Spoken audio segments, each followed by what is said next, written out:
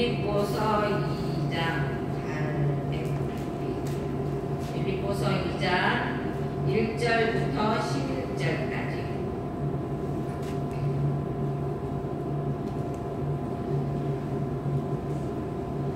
함께 교독하겠습니다. 그러므로 그리스도 안에 무슨 권면이나 사랑의 무슨 위로나 성령의 무슨 교제나 긍휼이나 자비가 있거든 마음을 전하여 사랑을 나누고 아무 일에든지 다툼이나 허용으로 하지 말고 오직 겸손한 마음으로 각각 자기보다 남을 낮게 여기고 각각 자기를 공로를 더러 그와 가까운 사람들의 나의 기쁨을 충만하게 하라. 너희 안에 이 마음을 품으라. 곧 그리스도 예수의 마음이니 그는 근본 하나님의 뜻이나 하나님과 공동체를 오히려 자기를 비워 종의 형체를 가지사 사람들과 같이 되셨고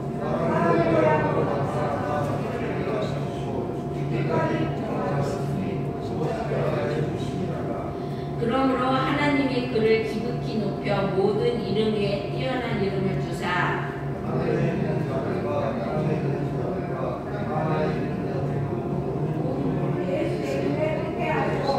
모든 입으로 예수 그리스도를 주라 시인하여 하나님 아버지께 영광을 돌리게 하셨느니라.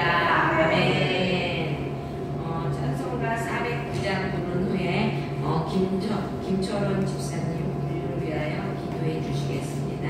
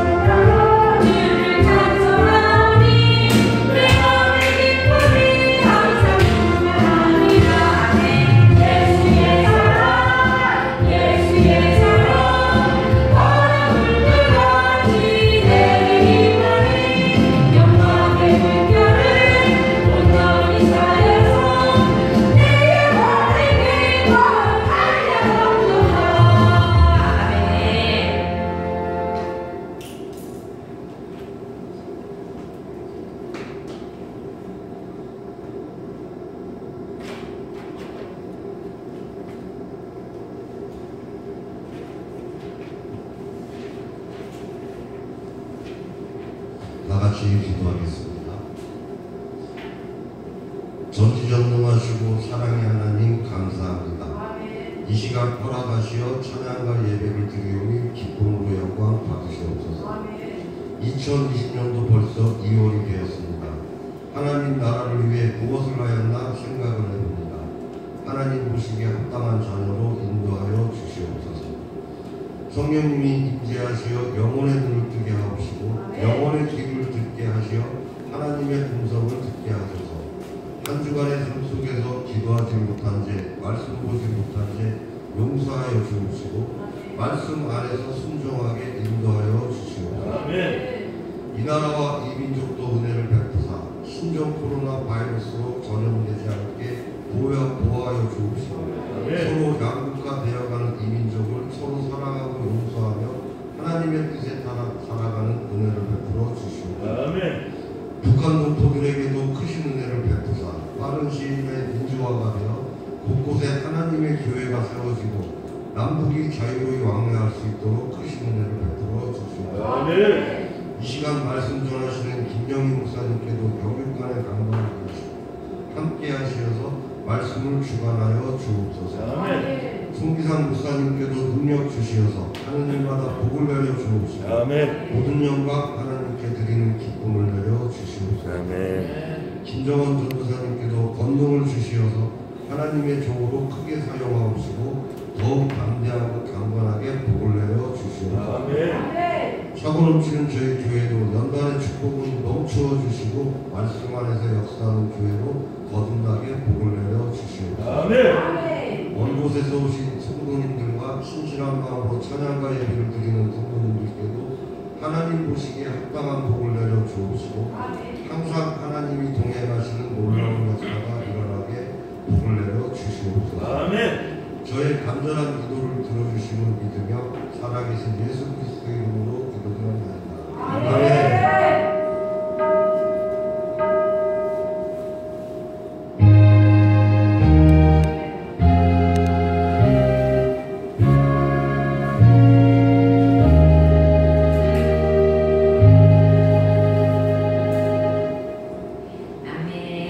우리 앞뒤사람과 서로 인사할까요? 안녕하세요. 보는 얼굴도 있고 처음 오신 분도 계시고 자 그리고 또 부정지나서 또 오래간만에 뵈시고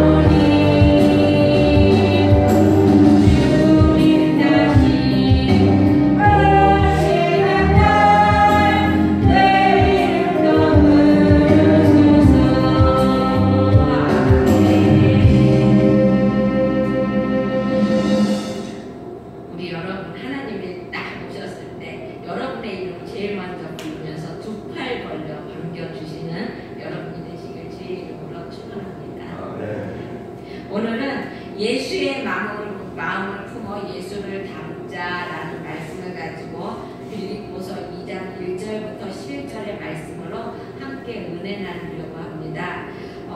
사람들은 사람을 닮는다. 저 사람 참 닮았어. 이렇게 말할 때는 여러 모양을 보고 얘기해요. 그렇죠? 얼굴을 보고 얘기할 때도 있고, 그리고 또 때로는 성격이 닮았을 때도. 왜 우리가 아기를 낳게 되면은 그 아기가 아빠를 전혀 안 닮았어. 근데 하는 행동이며 뭐 승질내는 거며 뭐 그런 건 딱 아빠야. 그럼 뭐라 그래요? 저 녀석 딱 아빠를 닮았네? 이렇게 얘기하잖아요. 그렇죠? 성격이 닮았을 때도 우리는 닮았다고 얘기합니다. 그리고 또 습관이 닮았을 때도 우리는 닮았다고 얘기하고, 말하는 거나 말하는 말투, 뭐 말하는 방법 이런 거를 보고 우리가 닮았다고 얘기를 해요. 그래서 이 닮는다는 거는요, 순간적으로 오늘하고 내일 딱 이렇게 돼서 이렇게 닮는 게 아니에요. 그렇죠? 오랜 긴 세월을 함께하고 오랜 긴 세월을 같이 밥도 먹고 동고동락하면서 닮아간다는 것입니다. 그래서 부부가 닮는다고 그러잖아요. 우리 전도사님하고 나하고 닮았다고 그래요. 내가 우리는 안 닮았는데 닮았다고 사람들이 많이 말해요. 근데 제가요. 그전에는 정말 많이 차이 났어요. 전도사님하고 나하고. 그런데 지금 어느 날부터가 사람들이 많이 닮아 형제 같대요. 형제가 배 말고요. 부부는 이렇게 10년, 20년 살다가 보면은 습성도 닮아가고 먹는 것도 닮아가고 또 얼굴도 닮아가게 됩니다. 그러나 닮는 것이 다 좋은 건 아니에요. 그렇죠? 나쁜 거를 닮아서는 안 되는 것이죠. 그래서 옛말에 그런 말 있죠. 먹을 가까이 하면 거머쥘 수밖에 없다고 합니다. 그 숯가마에 있으면서 아무리 조심해도 꼭 숯이 어딘가에는 묻어요. 그렇죠? 그리고 또 뭐라고 그랬습니까? 백로야 까마귀 노는데 가지 말라고 말합니다. 성경에서는요, 시편 1장 1절에 보면 복 있는 사람은 악인의 길을 쫓지 아니하며 죄인의 길에 서지 아니하며 오만한 자의 자리에 앉지 아니하며 라고 말하고 있습니다. 그래서 악을 가까이 하면 악의 모습이 나도 모르게 닮아져 가게 되는 것이죠. 그래서 닮는다는 것과 흉내를 낸다는 것은 분명히 차이가 있습니다. 그렇죠? 우리는 예수님을 흉내내는 사람들이 아니라 어떤 사람들이에요? 닮아가는 사람들이 되어야 한다는 것입니다. 그래서 본문 5절에 보면 너희 안에 이 마음을 품어라 곧 그리스도 예수의 마음이니 라고 말하고 있습니다. 예수님의 마음을 품는다는 것은 예수님을 닮아간다는 것이에요. 근데 우리들의 마음은 어떻습니까, 여러분? 우리 예수님의 마음은 사랑의 마음이에요. 그렇죠? 얼마나 사랑이 많으십니까? 얼마나 자비가 많으십니까? 근데 우리는 우리 안에 더러운 것만 있죠. 시기가 있죠. 증오가 있죠. 갈등이 있죠. 거짓이 있죠. 또 교만이 가득 차 있죠. 그렇죠? 우리는 예수님의 마음을 품으면서 이 모든 것을 이렇게 하나하나 걸러내고 바깥으로 뽑아내야 된다는 것입니다. 그래서 예수님의 마음을 품게 되면 주님의 마음은 온유하고 겸손하기 때문에 그 마음이 우리 안에 들어오게 되면은요, 증오심과 적개심이 뭘로 바뀔까요? 사랑으로 바뀝니다. 그리고 또 시끄럽고 복잡했던 마음이 고요하고 평안해지고요, 갈팡질팡했던 마음이 차분하고 안정감을 얻게 된다는 것이죠. 그러면 예수를 닮아가려고 하면 우리가 어떻게 해야 할까요? 어떻게 해야 그 예수님을 닮아갈 수 있을까요? 먼저 예수의 마음을 품어야 되는 것입니다. 거기 5절에도 있죠. 너희는 예수의 마음을 품어라 라고 했습니다.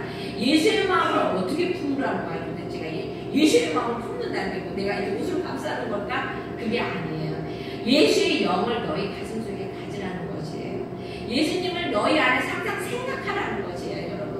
여러분 누군가를 생각한다면 어떻게 돼요? 자연적으로 그 사람의 성품을 닮아가게 돼요. 그 옛날에 왜 상사병, 첫사랑이라고 하나요? 누군가를 사랑하게 되면 너무나 그리워서 상사병에 걸리잖아요. 그렇죠? 그 정도로 예수님을 사랑하라는 것이에요. 예수님을 사랑하게 되면은 나도 모르게 예수님이 싫어하는 일은 안 하게 되죠. 그렇죠? 여러분 예수님을 닮아가면은, 예수님을 믿게 되면은 그 악한 사람들이 왜 변화가 되게 되냐면요, 예수님을 내 안에 모시게 되니까 예수님이 이렇게 하면 싫어하시겠지? 이런 생각.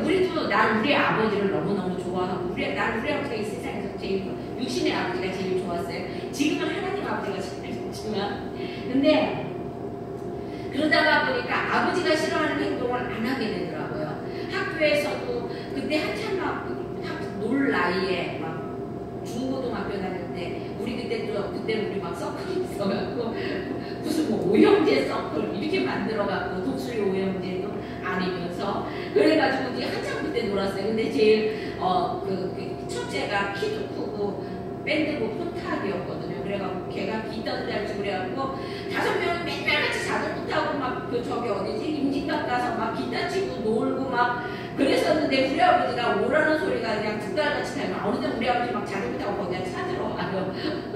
그래갖고 할 수 없이 가고 그러면 아버지가 싫어하는 행동을 안 하게 되더라고요. 그렇게 그러니까 항상 우리가 누군가를 사랑하고 또 누군가를 내 마음에 품게 되면은 그 사람이 하는 일을 싫어하는 일을 안 하게 되잖아요. 그렇죠? 그러다가 보니까 예수님을 믿게 되면은 차츰차츰 변화가 되는 것이 그게 한꺼번에 변화는 안 돼도 하나님이 이거 이렇게 하면 내가 하나님이 싫어하겠지? 이 생각을 하다가 보니까 우리의 마음이 차츰차츰 변해져서 증오와 시기와 거짓과 그 모든 것이 조금씩 변화된다는 것입니다. 그러기 위해서는 우리가 어떻게 해야 되냐 하면 항상 예수님을 바라봐야 되는 거예요. 히브리서 12장 2절에 보면 믿음의 주역 또 온전케 하신 이 예수를 바라보자 라고 말하고 있습니다. 바라봄의 법칙이라는 게 있잖아요. 네, 여러분 그 옛날에 내가 그 거성교회를 다녔는데 그 교회 목사님이 교회를 그렇게 잘 지세요. 그리고 항상 뭔가를 생각하고 계시면 그것이 꼭 이루어지세요. 그래서 내가 물어봤어요. 목사님은 어떻게 그렇게 목사님이 하고자 하시는 일을 그렇게 이루세요? 그랬더니 그 목사님이 뭐라고 하시냐면은 나한테 항상 머릿속에 그림을 그리신대요.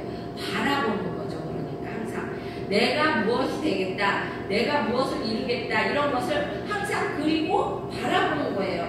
바라보는 것으로 끝나는 것이 아니라 우리가 바라보다 보면 어떻게 돼요? 우리 속에 어느 순간에 이렇게 하면 되겠구나 하는 지혜도 생기게 되고요. 그 바라보는 것을 향하여서 우리가 달려가게 된다는 것입니다. 그래서 우리가 예수님을 바라보게 되면은 믿음의 대상이신 예수님, 그리고 또 믿음의 창설자이시잖아요. 그렇죠? 그리고 또 믿음의 길로 인도해 주시는 예수님을 바라보다 보면은 우리의 마음도 예수님을 따라서 믿음의 길로 걸어가게 된다는 것입니다. 그리고 또 히브리서 3장 1절을 통하여서 예수를 깊이 생각하라고 말하고 있습니다. 그러므로 함께 하늘의 부르심을 입은 거룩한 형제들아 우리의 믿는 도리의 사도시며 대제사장이신 예수를 깊이 생각하라 라고 말하고 있습니다. 아까도 내가 말했지만 깊이 생각하다가 보면은 그분의 뜻을 알게 되잖아요. 그렇죠? 그러다 보면은 그분이 좋아하시는 거, 그분이 기뻐하시는 것이 무엇인지 알게 되니까 그대로 우리가 쫓아서 가게 된다는 것입니다. 그리고 또 베드로전서 2장 21절에 보면 예수의 발자취를 따라가라고 합니다. 그리스도도 너희를 위하여 고난을 받으사 너희에게 본을 끼쳐 그 자취를 따라오게 하려 하셨느니라 라고 말하고 있습니다. 저는 참 만화를 좋아해요. 저는 딱 만화 수준이에요. 왜 그러냐면 영화를 우리 전도사님이 날 보고 나하고 같이 영화 못 본다.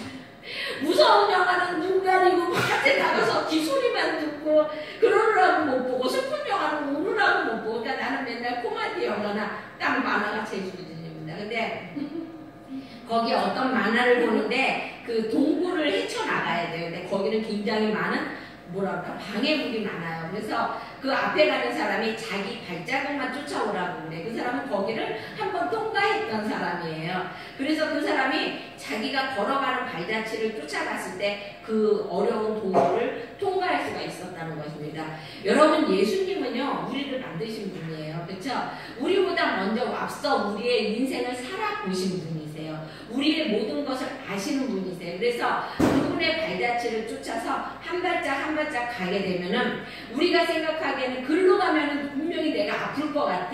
글로 가면은 내가 분명히 손해볼 것 같아.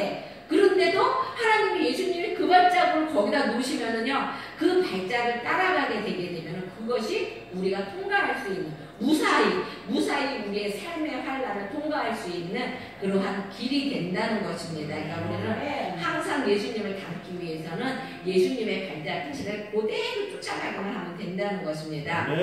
그러기 위해서는 어떻게 되냐면 예수님을 닮는 사람끼리 항상 모여야 돼요. 교회에 모이기를 즐겨해야 돼요. 우리 이정숙 집사님 항상 저와 같이 저녁에 기도에 같이 해주시죠. 새벽 예배 같이 해주시죠. 너무 감사해요. 그런데 이게 항상 모이기를 즐겨하다 보면 어떻게 돼요? 그 사람과 마음이 하나가 되게 돼요. 그렇죠? 그러다가 보면은 닮아가게 된다는 것입니다. 뭘 닮아갈까요? 기도하는 것을 닮아가게 되고요. 예수님을 찾는 모습을 닮아가게 된다는 것입니다. 그래서 로마서 10장 17절에 보면 믿음은 들음에서 나며 들음은 그리스도의 말씀으로 말미암느니라 라고 말하고 있습니다. 여러분 그래서 말씀을 자꾸 읽으라고 그러는 거예요. 아무리 목사가 뭐라고 말을 하고 아무리 권면의 말을 해도요. 이 말씀으로 내가 감동받고 말씀으로 내가 변화되는 것만큼 귀중한 게 없고 확실한 게 없는 거예요. 목사가 뭐라고 권면하게 되면은요. 그게 때로는 감정에 따라서 그것이 역감정이 나올 수도 있어요. 하지만 말씀을 읽다가 그 말씀이 내 마음에 부딪히고 내 마음에 레마가 되게 되면은요. 내 삶에 변화가 오게 되고요. 내 인생이 바뀌는 역사가 일어난다는 것입니다. 그러면 예수의 마음을 담는 마음은 어떤 마음일까요? 2절에 보니까 그렇게 되어 있어요. 마음을 같이하여 같은 사랑을 가지고 뜻을 합하여 한 마음을 품어 이렇게 하나가 되라는 것이죠. 빌립보서는요. 예배소와 골로새서 그리고 빌레몬서와 함께 바울이 옥중에 갇혔을 적에 쓴 서신의 편지예요. 편지.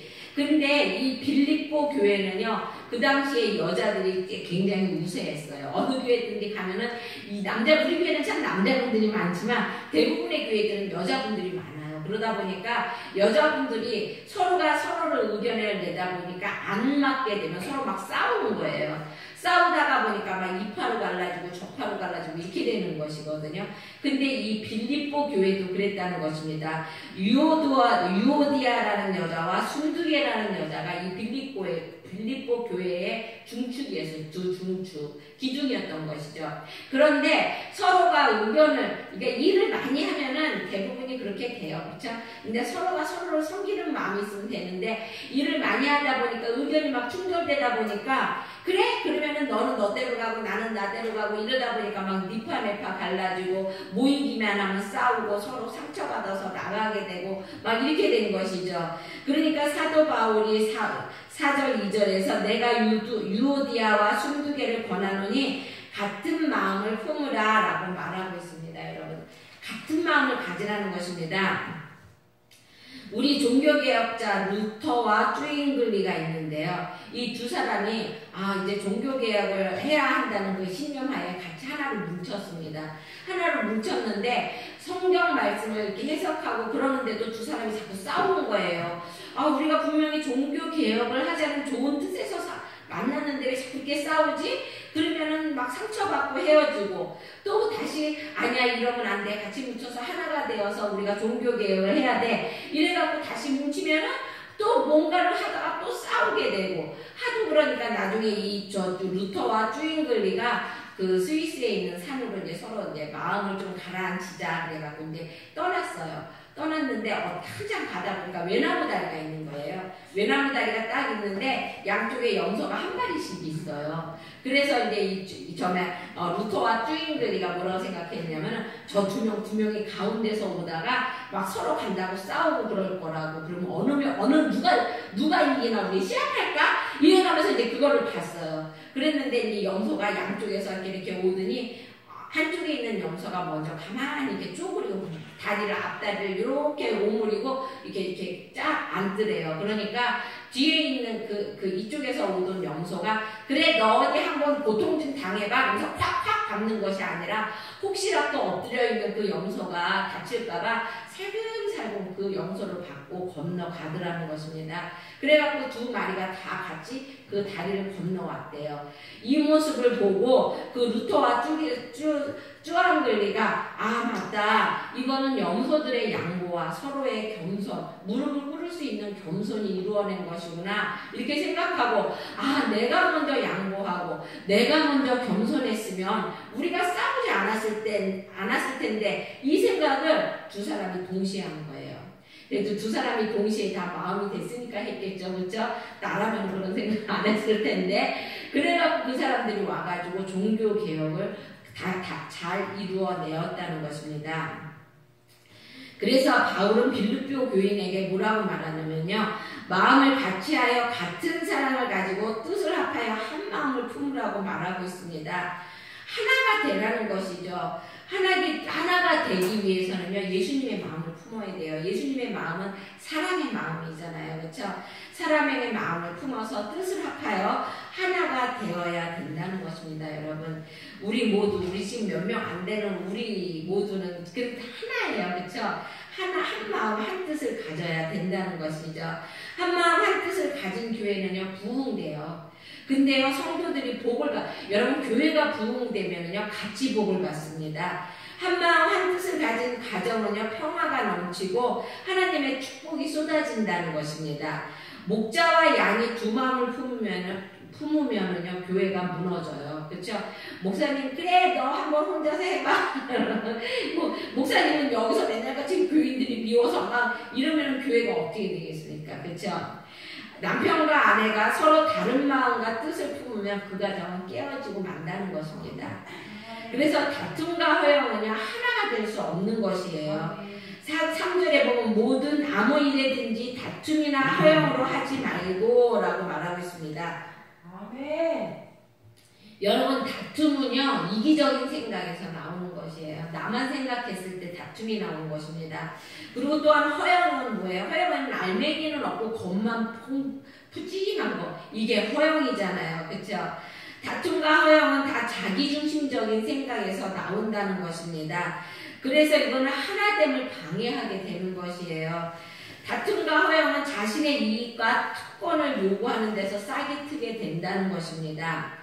그거는요, 그리스도인의 적이에요. 다툼과 허영은요. 그래서 예수 죽으심은 원수 관계를 십자가로, 그러니까 예수님의 이게 십자가잖아요. 그렇죠? 이거는 하나님과 사람을 하나로 이어주기도 하지만요, 이웃과 이웃, 사람과 사람 사이를 하나로 이어주는 그러한 십자가라는 것입니다. 그러니까 예수님의 십자가는요, 모든 것을 다 버리고 하나로 이어주는 것이에요. 그러니까 우리는 하나님의 그 십자가의 그 깊은 뜻을 생각하면서 항상 나만을 생각하는 것이 아니라 나의 이익만 생각하는 것이 아니라 하나가 될 수 있는 그런 우리의 그 이익과 특권을 버리고 하나가 될 수 있는 겸손한 마음을 가져야 한다는 것입니다.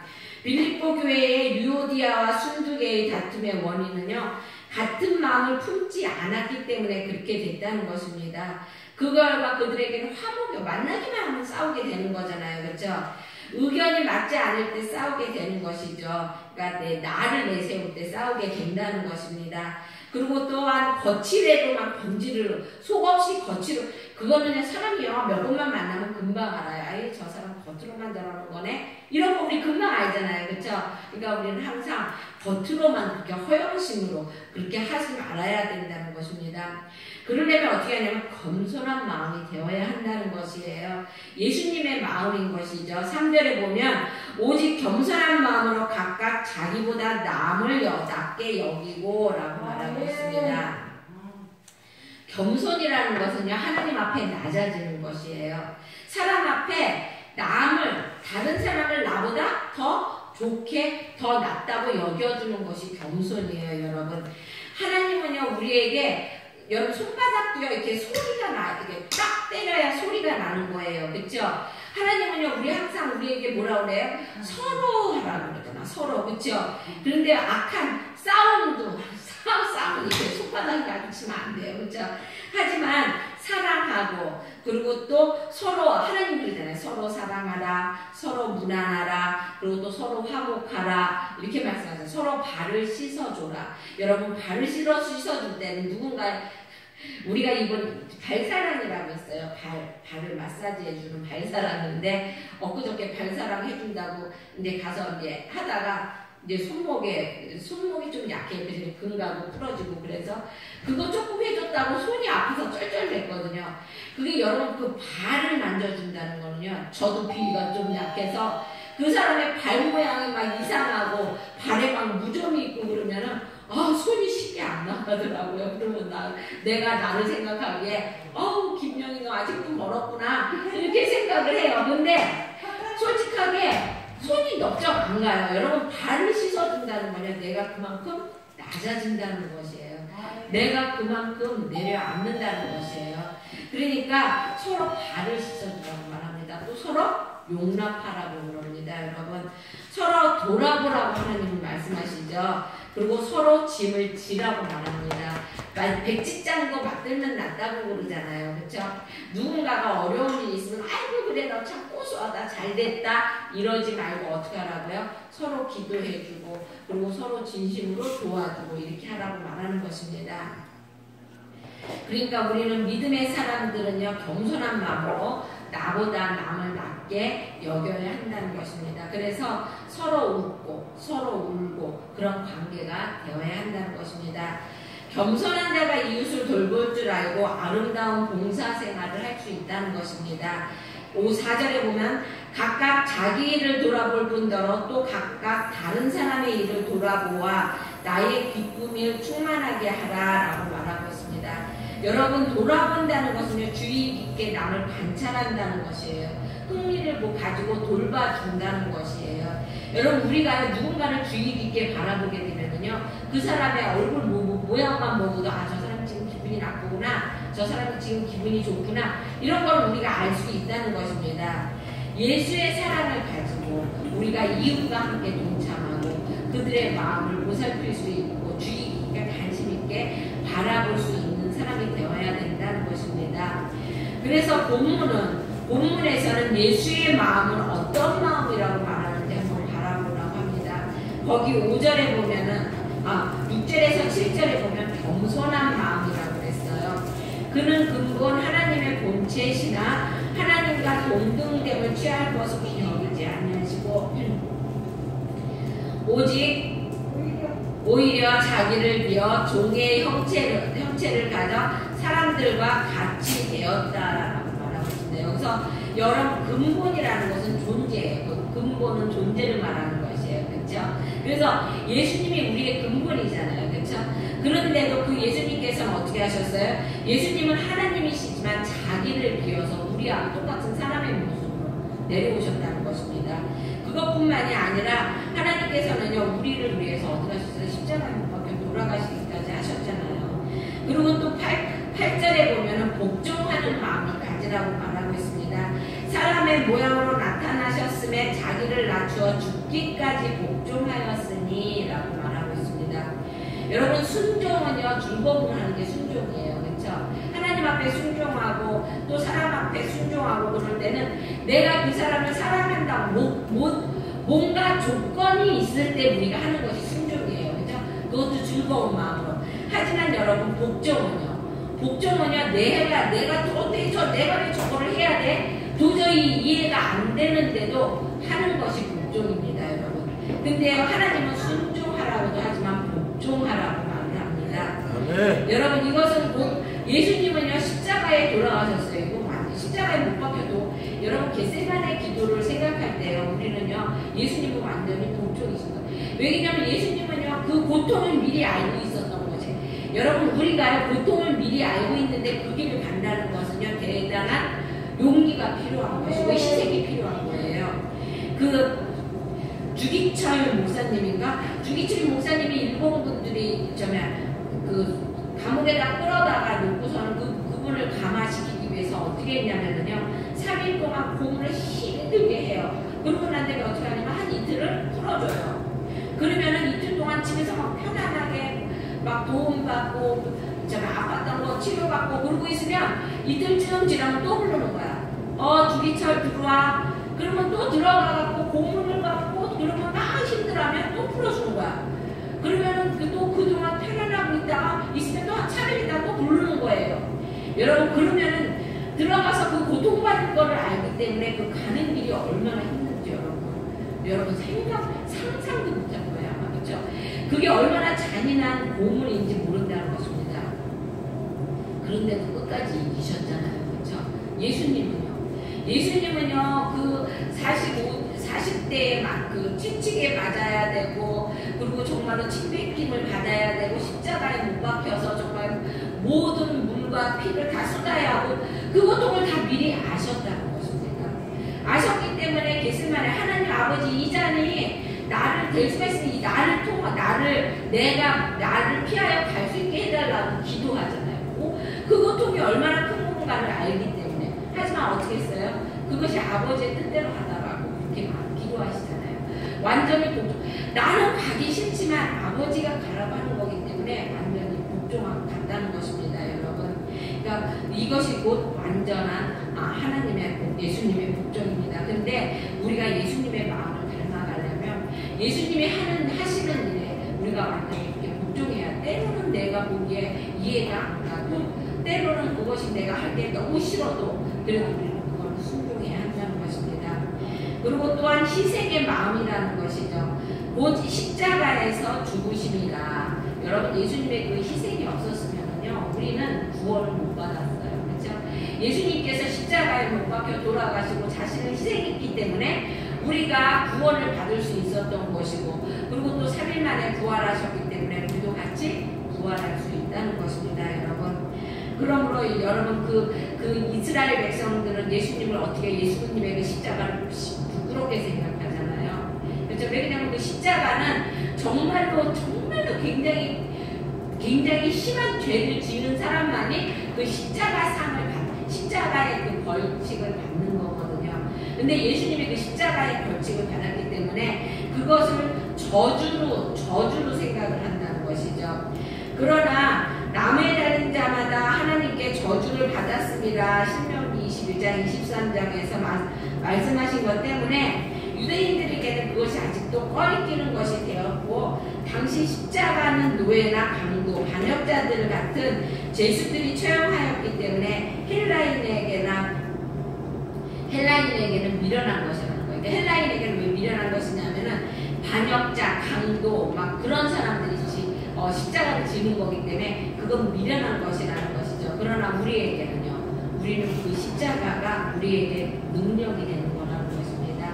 로마서 5장 8절에 보면 우리가 아직 죄인 되었을 때 그리스도께서 우리를 위하여 죽으심으로 하나님께서 우리에 대한 자기의 사랑을 확증하셨느니라 라고 말씀하고 있습니다. 요한일서 3장 19절은요. 그가 우리를 위하여 목숨을 버리셨으니 우리가 이로써 사랑을 알고 우리도 형제를 위하여 목숨을 버리는 것이 마땅하느니라 라고 말하고 있습니다. 여러분 예수님의 그 십자가 죽으심을 우리도 같이 우리 마음속에 받아들여야 한다는 것입니다. 여러분은 예수님의 마음을 품고 계십니까? 지금 내 마음에 참으로 평안하고 있습니까? 지금 내 마음으로부터 하나님께 감사하고 있습니까? 아니면 지금 내가 어느 누구보다도 예수님을 사랑하고 있습니까? 지금 내가 진실로 내 이웃을 내 몸과 같이 사랑하고 있습니까? 여러분 어느 것이 여러분입니까? 여러분 나는 몇 가지나 정말 순종하고 있습니까? 예수를 닮아가는 삶이 축복의 삶입니다, 여러분.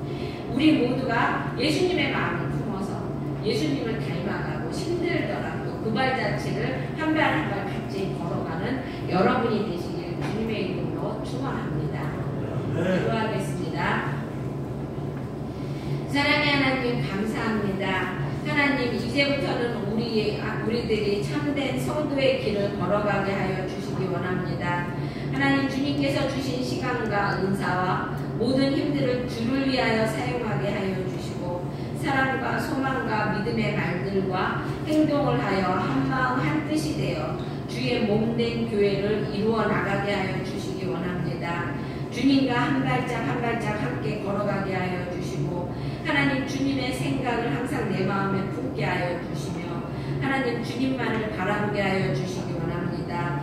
모든 것 주님께서 이루어 주실 걸 믿사오며 예수님의 이름으로 기도드렸습니다.